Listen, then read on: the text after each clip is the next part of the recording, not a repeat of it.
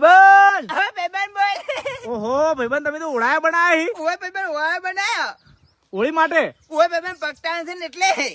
હોળી પકટાવવામાં આવે હે, હા પણ હોળી શા માટે પ્રગટાવવામાં આવે ને હોળી શા માટે મનાવવામાં આવે? જો તમે સાચો જવાબ આલો ને હા. તો આ 500 રૂપિયા રહ્યા ને એ હાલ તરત આલી બોલ.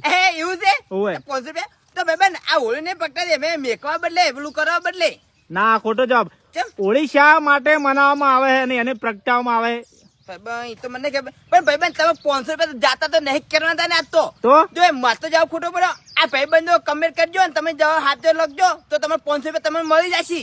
ઓએ ઈ ભાઈબંધો કમેન્ટ કરશી ને હા તો પણ એક શરત છે. શું હે? કારણ કે ભાઈબંધો બધા સાચો જવાબ આપશે બરાબર હા. અમુક, પણ જેની કમેન્ટ પર 0 લાઈકો આવશે ને હા અને આપણી આઈડી ફોલો કરેલો છે ને એને આપણે 500 રૂપિયા આલી દે. તો ભાઈબંધ તમે 500 રૂપિયા જાય તો 0 લાઈક આવી જ જશે એક જણા તો.